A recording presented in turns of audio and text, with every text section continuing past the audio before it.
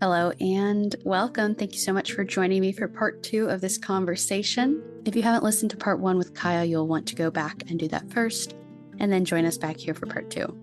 As always, I'm Abbie. This is Stories Lived, Stories Told, and here's my question for today. How do we learn to lean into the mess of progress? I think in this conversation we're continuing today with Kaya, we're really identifying two phases of learning, and one is building that awareness. And then the second phase would be turning that awareness into action. And I think that's really a core part of this conversation today with Kaya. Once you really dig into asking why, and once you really, like we talk about in this podcast all the time, once you can take on that communication perspective and use it as a lens to see the world, you develop a new awareness about meaning making, about the stories we tell.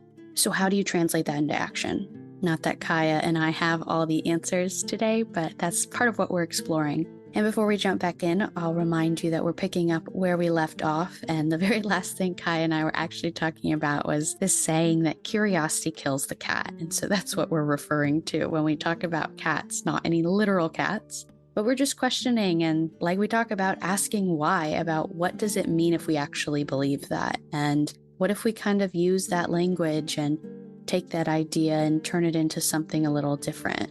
What could curiosity do for us? What doors could curiosity open if we weren't so afraid of it? So let's jump back in with Kaya.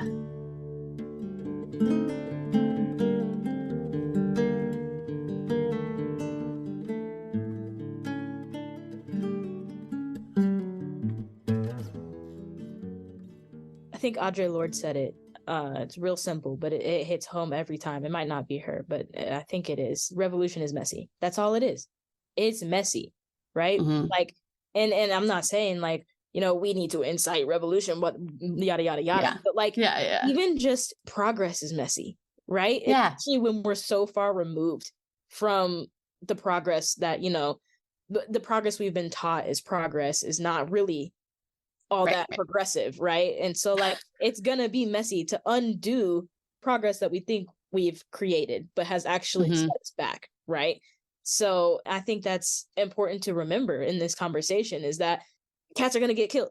It's gonna like cats are going to die, and as horrible as it is, it's necessary, because that cat dies being curious, and that sets something off in the next cat who gets a little further to the truth, and then maybe dies.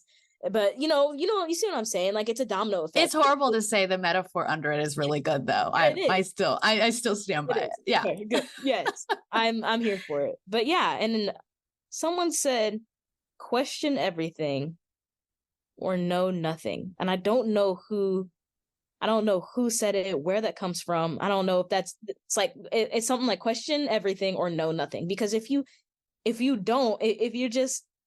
a robot at that point. If you don't question the way things are, you don't know anything. You don't know anything about anything until you start to ask and dig deeper and find out what it is that has brought us to this point. I've been thinking about that. And one of the episodes I just released, I actually kind of got a little meta and tried to talk about it, in that I usually start my podcast by, there's just the, quippy little way I came up with to start my podcast to say, I'm Abbie, this is Stories Lived, Stories Told, and here's what I know. Communication creates our social, or go into something talking about communication. And I'm like, I don't know anything. It would be way more accurate for me to say, I'm Abbie, this is Stories Lived, Stories Told, and here's all my questions. Yeah. It's so easy to slip into talking in sweeping generalizations and to say, well, this is it, almost to go back to the idea of okay, well, this is my little T truth, so it must be everyone's capital T truth, and kind of make that jump. It's actually good enough for me to just stick to speaking for myself, asking questions, and going from there, and let other people, again, ask questions and be curious too. There's just absolutely no need for me to act like I know anything. Well, and I think that's another statue. It's just the way we position ourselves in this country, in this society, is that we already know everything, that there's nothing left to know. And that's so dangerous. I think the best thing that I've done in my adult life is accepted the fact that I don't know. I love saying I don't know now. I used Mm-hmm. to get so frustrated when someone knew something that I didn't, especially when it came to like Black history and stuff. I was like, yeah, I knew that, but no, I didn't. And I'm glad that I Yeah. do now. And I am okay with not knowing something as long as I get the information, right? Like I am Yeah. perfectly fine with admitting I don't know. But that is something that I feel like we don't do well enough as a society, is admit when we don't know something. And that Mm-hmm. contributes to this whole thing we're talking about, truth and everything. If you can't admit to not know the truth, you're not clearly not looking for it, and you're not going to find it either. Like Mm-hmm. it all goes together. It's so much harder than it sounds to, show up to a conversation and say, I don't know, but I'd like to, and like learn and take on that learning posture and lean into that curiosity, because it's like, stupid example, but I can even think like back to when I'm in high school and people being like, oh, you watch that show or you know that band? And I'm like, oh yeah, of course. I don't know what they're talking about. I don't know. I don't understand all the different references that are being made because I'm out of the loop. Like, why? Why is it so easy to just, or so instinctual almost is what it feels like, to be like, oh yeah, mm-hmm. Just to, again, almost keep this status quo or keep up this appearance of I have to know things. Like it would not be a big deal at all to be like, oh, I haven't heard of that band. What is that? Tell me about that. And then someone could tell you about that and be like, oh, great. Now I do know. Right. But instead, you just go on not knowing. Yeah. That is interesting. What I'm getting from it is our apprehension to weakness, how we don't, Yeah. as a people, we don't like, and especially the American mentality, the bootstraps. You got to pick yourself up. You must, you have to know how to get yourself through things, this and that and the other. Mm-hmm. I feel like that's got to be what mainly contributes to that fear of vulnerability, of not knowing something. Not knowing something does leave you vulnerable, but vulnerability is it's not a bad thing to be vulnerable, Mm-hmm. right? It's not a bad thing to throw your hands up sometimes and just be like, someone please catch me, because I need to know this, but I don't know it. And that's not something we do very well as a society, is throw our hands up. We would rather beat them into the ground and lose our hands before throwing them up and asking for help, or admitting our faults, or where we fall short in areas. I think that's really interesting too. What's coming up for me is I'm like, I want to talk about the stories that we tell, because literally what you're just saying, I'm like, the story that we're telling, as let's say, the United States or different societies may have different stories, but the one that I relate to or have experience with is, I have in my head a story about like what you're getting at. I don't know, independence and self-sufficiency and steadfastness and being sure and never being vulnerable or expressing that you don't know something, because that's translated as weakness. Like that's a story that we tell about, again, what we value. And I think it is true that when we think about history, or maybe even when we think about like our own family stories, what are the stories that you're hearing? Are you hearing more of the stories that are like, here's all the times when our family really succeeded, or this person really pulled it together and we're so proud of them? But where are the stories of like, this is when it was really hard for us and this is how we navigated that? And I'm just such a big believer of like, I want to hear more of those stories. And I think those are the stories that we like need to hear more. But I also realize they're the stories that are a lot harder to tell, because it's easier to tell a story where you look really good than one where you're like, ooh, I really messed up here. And this is what it's like. And this is how I feel about it. And this is what I learned from it. Because again, that would require some follow-up questions of saying, why?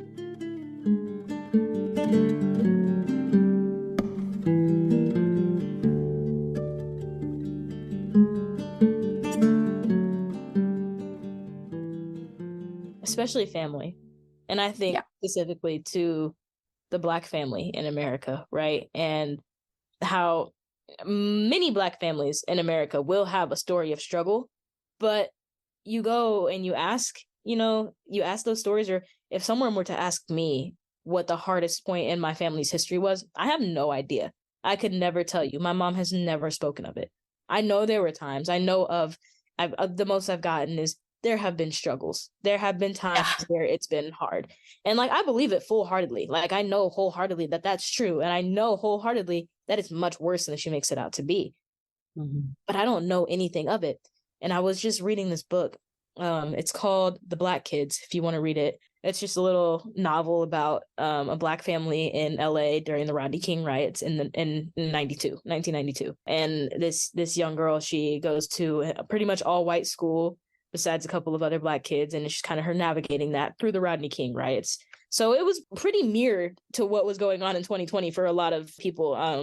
So it was interesting, but she talks about throughout the book how her parents don't talk about their history, how they don't talk about it at all. And I think about her standpoint and her being in that predominantly white space, and how, you know, if she did know her family's history, how much harder it would be to navigate that space.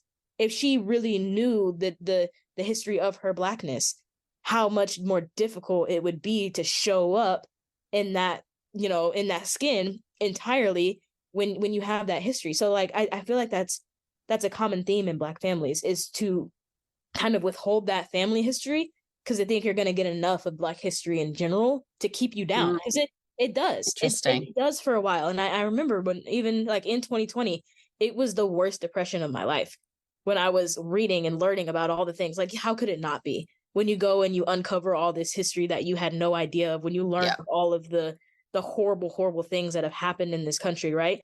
And so then you think about Black families and how it becomes personal, how those things happen to those people, right? It's not just in the textbook anymore. It's in your blood. It's in your bloodline, right? And so like, yeah, that's going to do a lot to keep kids down. So I'm sure that translates to other families as well. It's everyone just wants a fair shot, right? Everyone feels like they should have a good starting point, but family histories can kind of make you feel like you don't have anywhere to go. It's just who you are. It's in your blood. So I know, like, I know in Black families, obviously, again, I'm not in every Black family, and I will not speak for every Black family, but I do know that is a common theme, to keep that history depersonalized, because once it becomes personal, it's a whole different thing. It's a whole different thing, and it's hard to come out of. Yeah, and then you translate that to the history we tell too, and then there's that gap right there again. Like, we don't tell enough history, just generally, right, in schools or anything. So Black students aren't getting that from their teachers. They're not getting it from their education. They're not getting it from home. So it gives you in a point where it's like, if you, once again, don't ask why, you know nothing. You're not going to know anything if you don't go out looking for it. I think it's interesting you brought that up, families and the stories we tell. Yeah. I just think family stories are so hard, where it's like, if you're like, I'm on my mom and my dad's side, like the younger of all the cousins. And so I think it's like taken for granted that I've just like heard some of these stories before. My mom was telling my boyfriend a story that I was like, what? I've never heard this before. And she just like assumed that I knew because it's in the family lexicon of stories. But it's like, what stories get missed out on when, you know, you take for granted that someone knows this about themselves or their family, and how does that change? Not to put you on the spot too much, but I'm curious if you can kind of off the top of your head think about, like, you know, we've talked about the stories that are not being told, but I'm curious, like, what family stories can you think of that were told and that did shape how you understand yourself? The first one that comes to mind is, and I actually think that you've heard this story before, because it's how I opened my big talk. Yeah. With my grandmother. Yes. God rest her soul. She's up in heaven now, with a good few of family members and such. But she would tell us this story just all the time. And she said, Kaya, this is a family secret. You're not allowed to tell anybody this story. I'm telling you this in confidence. So I'm sorry, Grandma, but I'm still telling the story. But she was leaving the grocery store one day in Ohio. She had just gotten a couple groceries, and she was walking home, and she looks behind her. She sees a man following her, and she's, you know, a little bit nervous about this man following her, and she's walking through this alley. So she decides to cut over to the other side of the alley and walk some more. And then she looks behind her. The man's still behind her. So she cuts back across again. You know, same thing. She looks behind her. She's getting pretty nervous now, because now 2-3 cut across, and this man is still following her. So she starts to pick up her speed a little bit, starts, you know, walking faster and faster and faster. And then she starts running, and she's a good, probably like 60, 61, 62 at this time. So she's not, you know, spry. And she's out here sprinting full on through this alleyway. And then she eventually, you know, reaches the end of it. And she turns around and she looks, she's like, there's nobody behind me anymore. She's like, okay, well, that's good. And so she, goes about her business. She's like, okay, I escaped. But she keeps thinking to herself, she's like, now that I think about it, I didn't hear anybody behind me. And I also didn't actually like see a person. I just saw a figure. So she's walking more and more and more. And then she just dead stops. She's like, oh, that was my shadow. I was running from my shadow. She full on sprinted through an alley, running from her shadow. And this is probably, recency bias as well. It's one of the last, stories I heard from my grandmother. But Yeah. I that one comes to mind. And then I think of others, and it's just every single one of them, every single family story that's been told, we are rolling in our chairs laughing by the end of it. And 100% that has impacted me so much because I love to laugh. I love to tell stories that make people laugh. And there has been a lot of hardship in my life, but there's also been a lot of good. And I definitely tend to focus on that. And I know that's got to be the same for the rest of my family members, because my mom and her brother and two sisters and my grandma grew up in Oklahoma. And my mom was born in 1969. So 1969, Tulsa, Oklahoma. Tulsa was a hot spot for a lot of race wars and a lot of racial violence. I know my mom told me one story about getting thrown off a merry-go-round and being called the N-word. Her face being, put into the ground during elementary school. So she's just a kid, just a little kid, 3rd, 4th grade. And that's pretty much the extent of the family stories we've gotten. But most of them are joyful. I think that's very intuitive of the Black experiences. Black joy is so it's so important. I'll say that first out and flat out that it is important as Black people to find that joy, to find things to rejoice in, to find things to celebrate. But it's just as important to reflect and to know that that joy is so important because of the hardship that was going on at that time. Right. Well, that out of context, that joy just seems like it's jolly, merry, nothing ever happened. But really, those pockets of joy were an escape from years of hell, from some of the worst, situations that you could be put into. So I think that's 100% affected me to this day, and how I approach just hardship in general. I absolutely situate myself to find the joy immediately, rather than kind of sitting in the not so joyous moments of life. So I'm curious, and actually I want to in some way somehow find out if that's a pretty common experience across Black families in America. I'm sure there's a way to do that, but I feel like it's got to be a pretty common thing for us to kind of sit there, gather that, think about those family stories, and think, yeah, they're all full of joy, when we know that there couldn't have been joy in many of these moments. Yeah. Well, yeah, even before you just started talking about that, I was going to say, I appreciate how you, share these family stories, that you so naturally jump from something lighthearted and joyous, or, at least that's the way you told it, to, and at the same time, there was this struggle in, like, specifically what you're referencing, your mom's childhood. And it's like, that's a great way to tell stories, because that's how it happens. In that the joy is mixed up in the struggle, and not to sound like a broken record, but like, that's context. Yeah. That's saying that this joy exists in the context of struggle, and that doesn't detract from it. It actually like adds to it and makes the joy that much more important for people. I think our biggest mistake, and the biggest thing that's holding us back from really, really like creating better social worlds for ourselves, is holding on to an oversimplified story. Because again, I don't know, because we believe that we can't be messy, because we believe that the struggle takes away from the joy instead of adding to it. Like, I don't know what it is, but I think that's something really holding us back. Absolutely.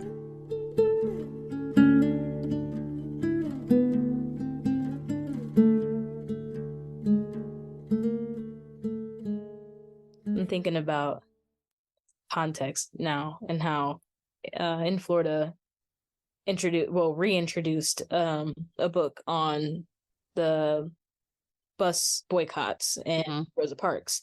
and how the original sentence in this book was Rosa Parks was asked to move to the back of the bus because of her race, and she was not able to sit in the seat, yada, yada, yada, the typical story. Mm-hmm. I just reintroduced it just recently, and I believe the line is just, Rosa Parks was asked to move. She said no. She was arrested. No context. Yeah, it seems like it's missing a pretty integral part of that story. Very integral part of that story.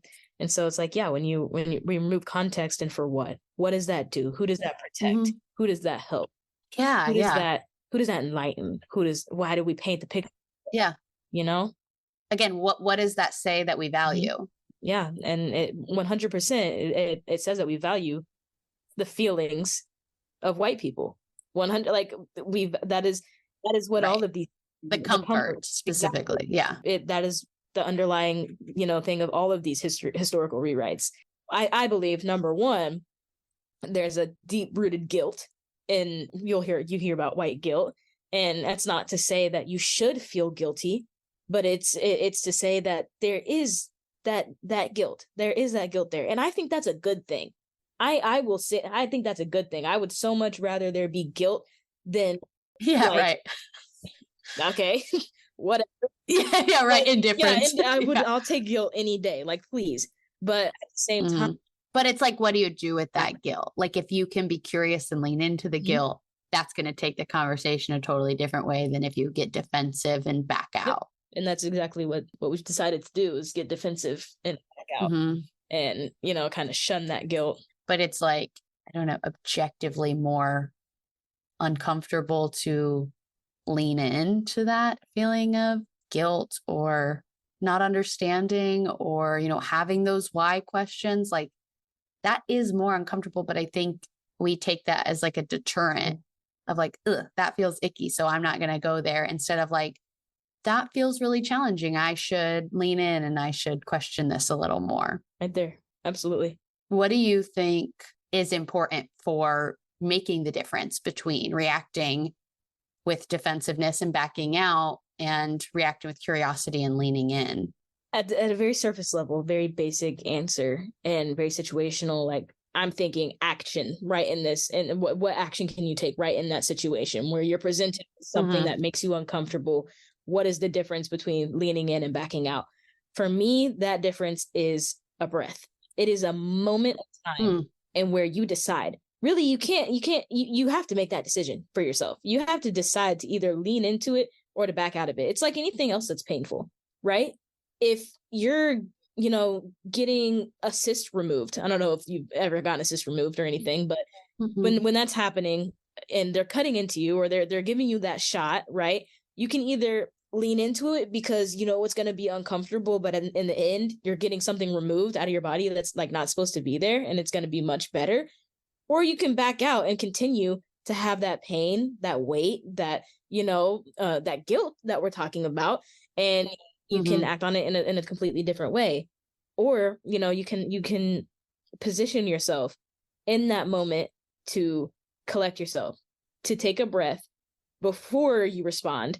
I think that's so elementary, but something that goes out the window when you're an adult.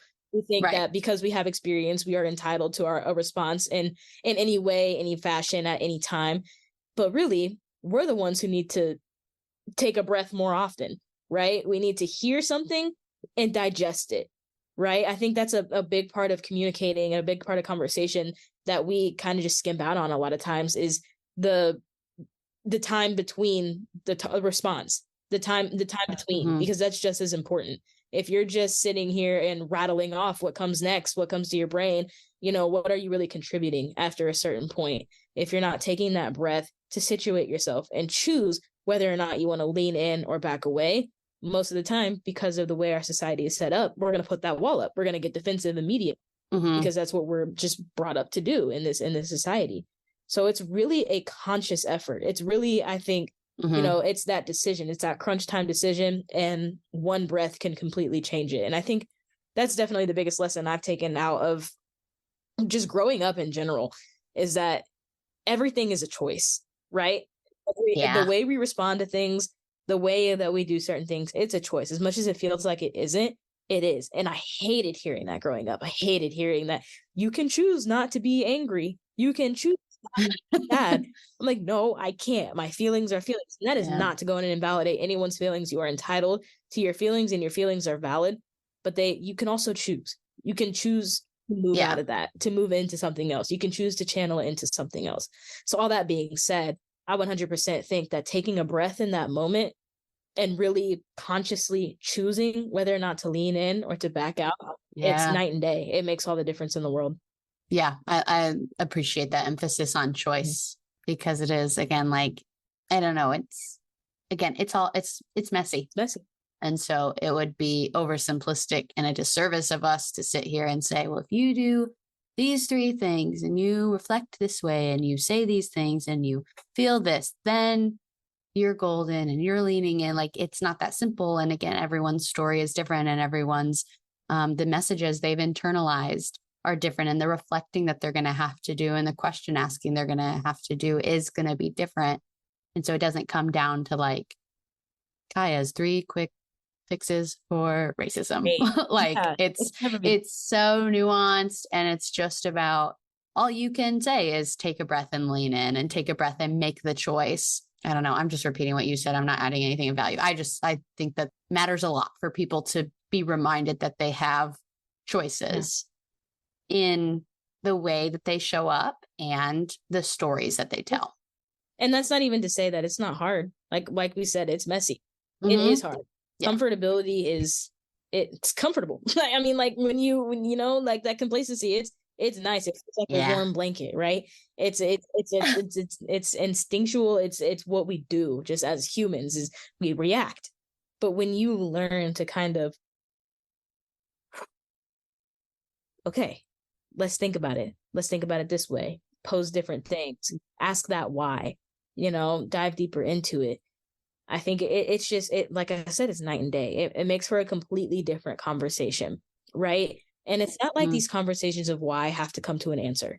That's what I'm advocating for, and necessarily. Like, I think with history, there is an answer, right, that you can come to. There is, and in that context. But if we're just talking about in the broader idea of asking why, there doesn't have to be an answer. I'm thinking gender, right? Gender norms and things of that sort. Like, well, why do people have so many pronouns? Why this? Why that? You can ask all those whys, but at the end of the day, you don't have to have an answer to respect that that's the way people want to position themselves. And at a certain point, you are choosing to not respect that by asking all of this why. I don't understand. Well, it's not for you to understand, but you don't have to understand something to respect it. You don't have to understand something to go about it the right way. Right. So, I think that's also another important thing to remember, is that while we're asking this why, it's not always about the end result. It's the climb, as Miley Cyrus put it. Yeah. Yeah. It's like, it's the asking. That's the important part, not the answer to it. And sometimes the answer is going to, like you said, in history, like reveal more of the story. And that is like, there's real value in that content. But it's like the practice itself of asking why is where the value is. Exactly.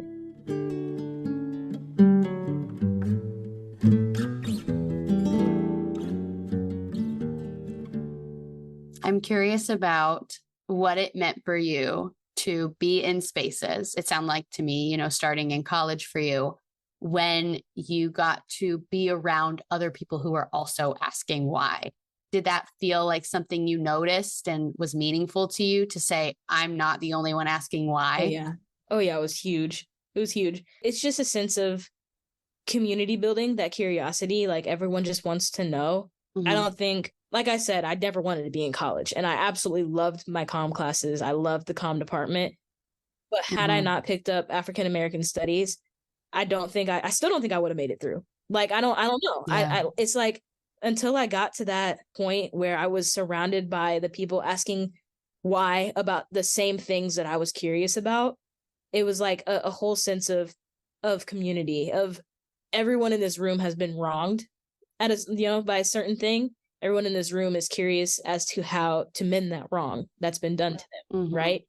And there's nothing more unifying than that, I feel like. And I think about my position on just anything after that point, and how I took all that back into comm, and how my papers after a certain point were about covert racism and the way that we have completely, changed the way that we go about racism, the way that we enact racism, the way we talk about race, or the way we don't talk about race more accurately. And it completely, when you have other people that are willing to ask the questions, because like I said, like, we're sometimes not even in the position to really know when to ask why, but other people are, because of their standpoints, right? So like, if you're the only one asking why, you're still limited by your own experiences, because your experience is always going to be there. It's always going to act as a bias, kind of. It's always going to situate yourself to ask certain questions about certain things, about certain processes and procedures. But had I not been surrounded by Afro-Latino people who have completely different experiences, coming out of Puerto Rico, coming out of Haiti, coming out of all these other places, I wouldn't have had the even standpoint to ask why about that, like what to ask about anything. So I think, and it all works together, because it's like people say, I don't know if you've heard this, but it's a same ship, different stop, right? So we're talking about slave trade, and how Africans ended up all over the globe, and how there's a whole diaspora of different of people who were at one point on the same ship, stopped in places, have completely different histories, and yet the way that we approached it, we think of Black people as all one people, when in reality there is so much diversity among Black people. And until you are in a space where you can really see this this kind of difference, this diaspora, you can't ask all the questions, because you don't know to. So I think that's really what was so impactful for me, was to be around different Black people, to be around and different people of color who have different experiences, who can ask the questions about the topics that I know nothing about, and that I can then ask, okay, so that happened there, why did it happen this way here? And so then it just keeps opening more and more doors. Yeah, I just think one of the parts of the CMM theory is like, we're collaborating always. Yep. And so I think like you're co-creating is the other word that's used. And so it's like, it matters who your co-creators are so much, because if your co-creators are the parents or the people in your life that are saying, stop asking why, you're annoying me. Yeah. Or if your co-creators are the people that are like, great question, I also have this other question, let's work through it together. That changes, I don't know, it changes so much. It does. I just think it matters. And so it's good to have good co-creators that are also curious. Absolutely. 100%. And definitely that's, what you get out of an African-American studies kind of major, because or minor, because that's the whole point of it, right? It wouldn't exist. It wouldn't exist if there was already that common knowledge. So anyone anyone in that position is already predisposed and inclined to ask why. And then you get all those people together who are asking why, and like you said, it completely builds different perspectives, and it gives you different entryways to different topics. Yeah. Well, I want to start wrapping up our conversation, but I really appreciate how meaningful this conversation has been, and again, like how natural it felt. And again, another key part of CMM, and if I'm really going to act like I'm embodying it, is to like be guided by emergence. And so that is like, for me, that journey has been like, I like to have control over things. And I've learned through my life that when I have control over things, I can make pretty good things happen. But the rethinking of that is, if I let go of control of things, maybe something even better could happen. Like this conversation, I could have sent you 10 questions in advance, and that we could have had our whole conversation planned, because I had in my head the idea of how this conversation could go. But I can't imagine I could have, come up with questions that would have led us down the path that the conversation that ended up happening today, which I really have valued. And so I'm very appreciative of that. So thank you for the way that you've shown up today. Because we started with the question of, what does your better social world look like? I kind of want to end and ask, you mentioned that who couldn't have gotten depressed in 2020. And, when you really start asking questions and you learn, all the things that you were learning and the stuff you're digging into, like it is overwhelming. And it's a lot to think about where you are now and where you wish that you could be, or where we wish we could as a society be. So to end on, I don't know, some kind of meaningful note for something current, I'm just curious, what is something that you like about your current social world right now? I like the diversity of it. I'll say it this way. I like that my social world is pretty small. It's pretty limited, right? I just moved out of a hometown to a whole new city. Haven't had the, chance to reintroduce myself to and I kind of like that too, that I'm in a position to reinvent myself a little bit, which I appreciate. Yeah. But I would say that right now I have the most diverse group of people around me that I've had in a very, very long time.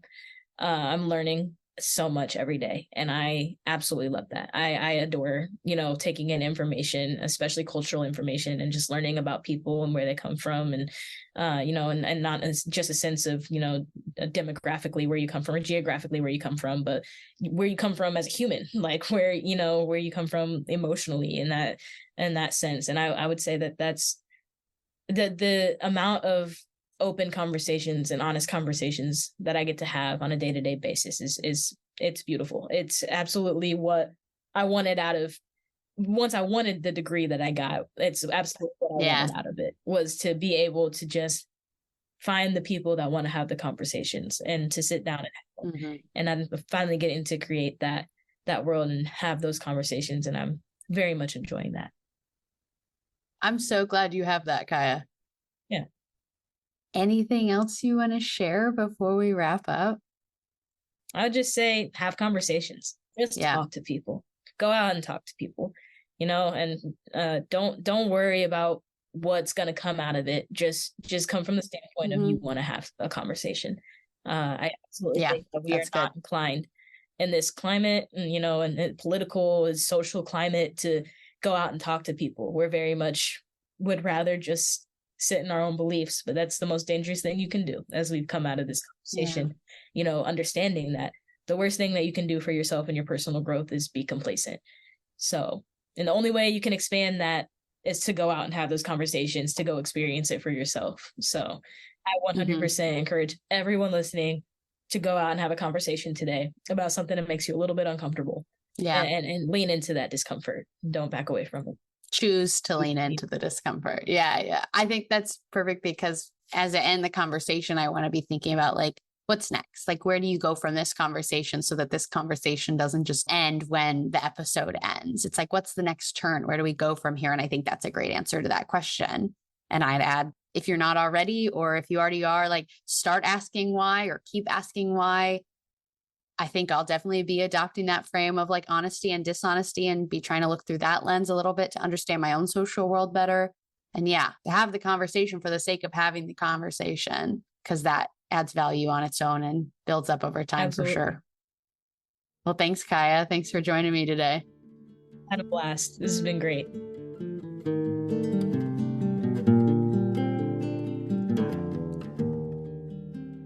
Okay, that is all for our conversation with Kaya. Thank you for joining us in this first new kind of episode in terms of how we approached it. I mentioned at the beginning of the first part of this conversation with Kaya that it was new for me to be starting out my conversations with asking that question of, what's your idea of a better social world?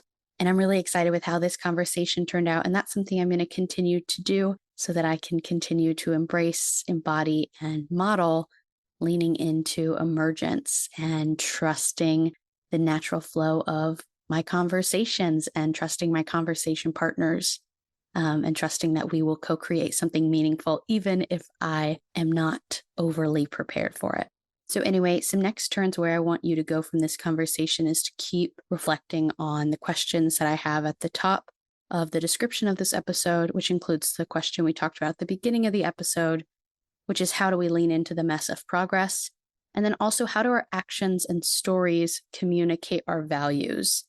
I know Kaya and I talked a lot about stories today. And again, when I'm talking about stories, I'm talking about the told stories as well as the untold stories, because those affect us just as much. And so again, if we can start in that first stage of building awareness, that can set us up to understand those stories a lot better and to maybe get some of those untold stories told, or at least be curious about the ways they're affecting us. As always, I am supported by the CMM Institute for Personal and Social Evolution. This podcast is one of many initiatives designed to aid us in our mission of working toward a better social world. Finally, the podcast next turns that I want to always offer you are to share this episode along with part 1 with a friend. Think about who you want to bring into this conversation. It's all about invitation and how can we keep these conversations going in our lives beyond when the episode ends. So I hope you'll think about that and share this episode with someone. Thank you for showing up. Thank you for being curious. And thank you for being a part of this story. I'm Abbie, and this has been Stories Lived, Stories Told. Bye.